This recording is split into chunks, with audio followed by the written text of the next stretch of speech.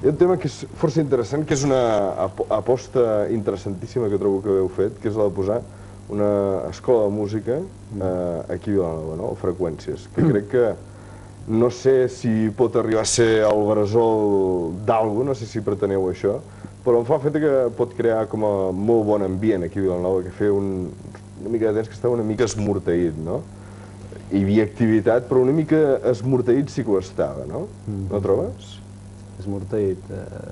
No sé, potser no hi havia... jo em volia centrar ara potser en freqüències, Sí, em sembla bé, però potser l'activitat musical que podia haver-hi fa uns anys a nivell jove, m'estic referint a Vilanova, ara costa una mica de sortir a la superfície. Home, tindria elements de... O per almenys aquesta és la impressió que tinc jo, que puc estar equivocat. Sí. Jo t'haig de dir que he perdut una mica el pols de la vida vilanoví i des d'aquest punt de vista em falta una mica d'elements de judici. Si constatés que realment hi ha gent jove que vol tocar i no pot o no té locals d'assaig, llavors et diria tens raó, però no ho sé. M'imagino que sí, perquè això és endèmic. Ho deu bé, perquè vosaltres esteu començant a tenir gent allà. Sí, no em queixo pas. Tenim gent, però això, més que fer referència que no hi ha una moguda, és que sí que hi és, però que no està poder canalitzada. I de totes formes, jo seré el primer en dir que hem muntat una escola, però que la solució als mals musicals de Vilanova no és l'escola, això quedaria molt pedant, no? És un espai que feia falta i alguns ja fa temps que ho diem, altres també ho han dit i el que ha arribat primer ho ha fet d'alguna manera i ha costat molt fer-ho. Què esteu fent allà a Freqüències?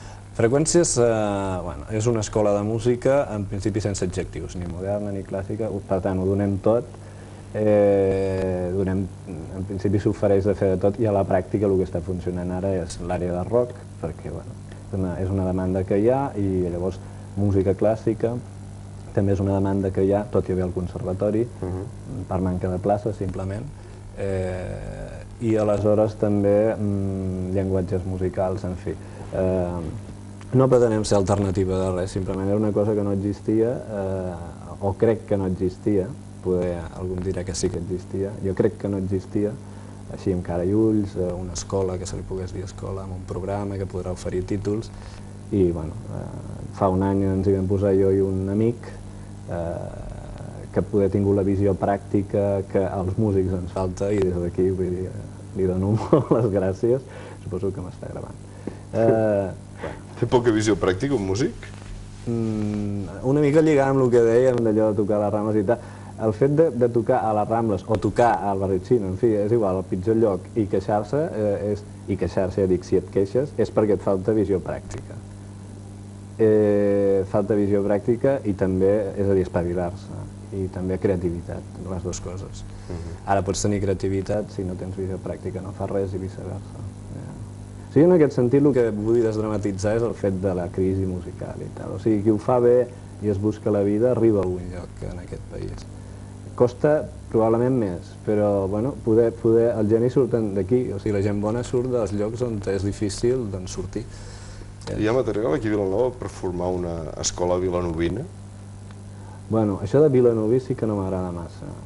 Estem a Vilanova, però jo em voldria que fóssim, o voldríem que fóssim, em costa utilitzar el plural, probablement perquè som dos només. Voldríem que fos una escola del Garraf Penedès, que és l'àmbit natural.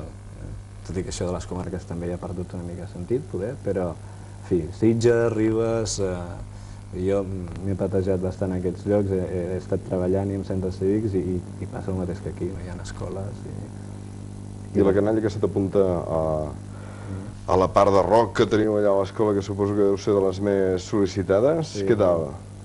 La canalla molt bé, d'entrada bé, amb la qual hi ha un interès per sortir-se del cercle viciós dels quatre acords, que també està molt bé, però que hi ha un interès per millorar musicalment, que hi ha molta gent que no ho té clar, que diu, ja m'està bé el que sé fer, llavors segur que a la nostra escola no els interessa, i ha d'existir això també. aquí entraríem poder en un tema que és poder et faria la pregunta a tu, no? Que és el rock, si s'ha d'ensenyar o no s'ha d'ensenyar. Bona pregunta. Sí, perquè teòricament s'ha començat a fer ja fa molts anys als Estats Units i funciona, no? I aquí hi ha les escoles de jazz, amb les quals s'ha començat a introduir l'àrea de rock, però han sigut molt reticents a posar el rock. No sabria dir-te per què. Podria ser perquè són molt puristes en el món del jazz i no s'atreveixen, o sigui, no volen posar el rock, que és música popular. Ara l'han posat, fruit d'una demanda, probablement. Però no està clar si s'ha d'ensenyar el rock, no? Perquè faig d'advocat del diable, jo tinc la meva opinió, no? Jo crec que sí que es pot ensenyar a aquestes altures. Parlem d'una música que té 50 anys o 60. I que ja té com a molta trajectòria i molta història al darrere, no? Per això, sí, sí. Quan una cosa és història es pot ensenyar, aquesta seria la frase, no?